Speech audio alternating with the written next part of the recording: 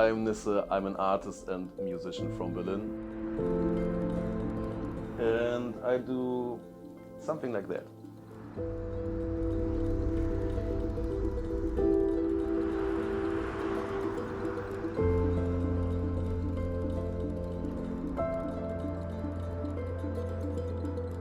So the path of my artistry started in the mid-90s with the hip-hop culture, and I started doing graffiti, really bad graffitis, and started doing music by doing rap lyrics and DJing, and both of that stuck for the rest of my life. So I'm still painting and I'm still doing music, and that is the way it happened.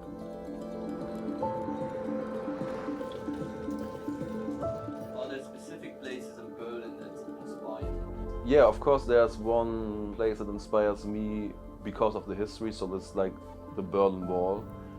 Because normally the graffiti, how it was invented, is a part of it like having political statements and things like that, and not just everybody's writing their name or some kind of interesting picture. So in the whole political statements that were sprayed on the Berlin Wall from the west side are still part of what makes graffiti and street art so interesting, because it's not just colorful paintings. It has always like something to do with society and what's going around at that time. So that is one of my favorite places to get information and inspiration.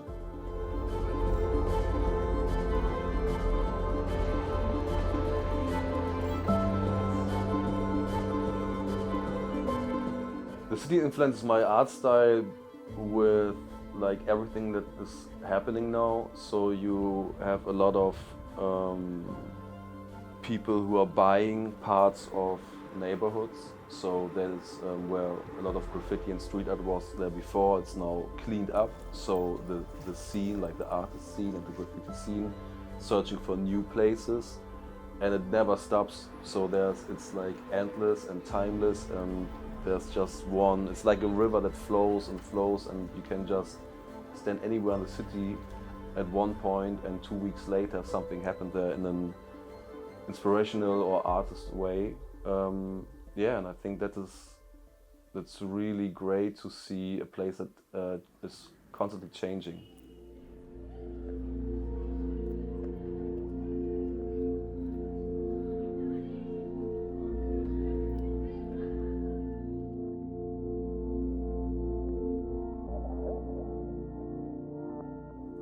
The collaboration with Dunlop started when I wanted to do my own Padel rackets, because I didn't like the design of most of the Padel rackets that are on the market.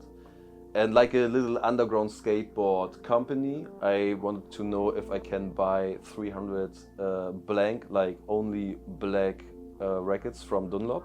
So I designed it myself and like find a way to get my like artwork on it.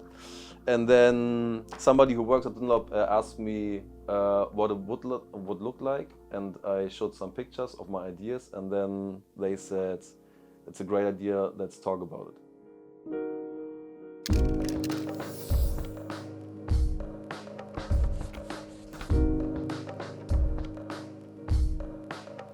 So my first thought when I was asked to design a racket was, that will be the greatest thing I've ever done in my life. Because I'm doing like things in music for over 30 years now, and I, for my part, have the feeling I've seen everything I could have seen so far. And it was full of love and experiences and really nice success.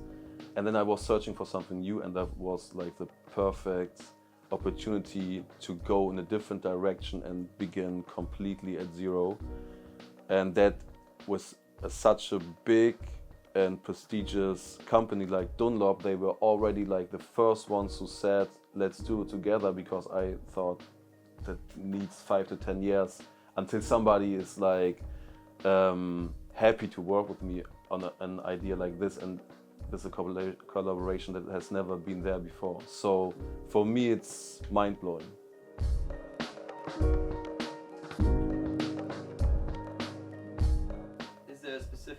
story that you want the rackets to tell?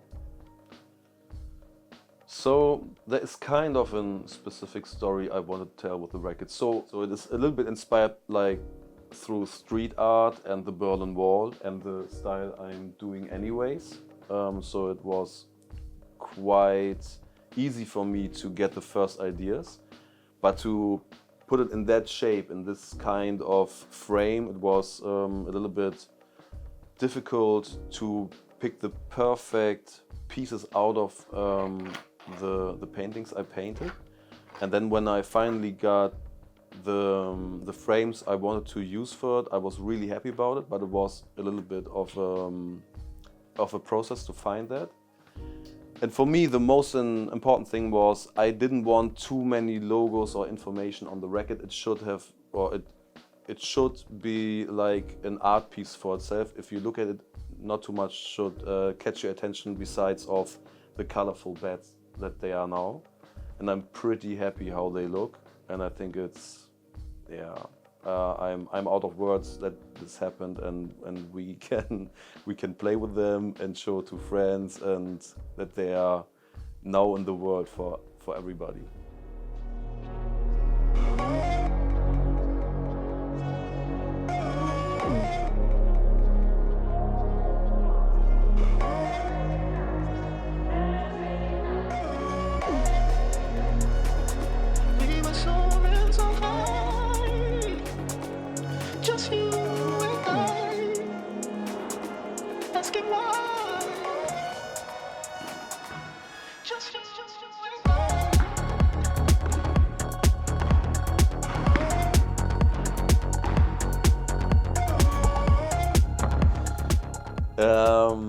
I first discovered Padel when a good friend of mine took me to a good friend of his who had, like, I think one of the first 3 paddle courts in Germany, and it's 15 years ago. I played in an old fabric hall where he had a paddle court, so we could play all the time without paying or booking or anything like that.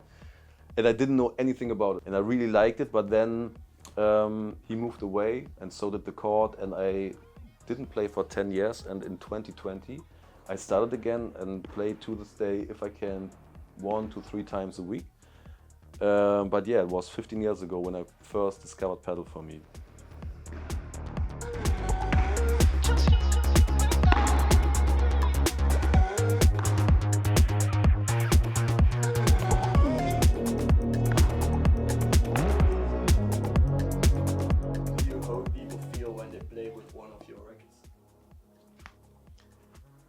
I hope that the people who play with my rackets have the feeling they are on the court with sports equipment that is more than like just an object.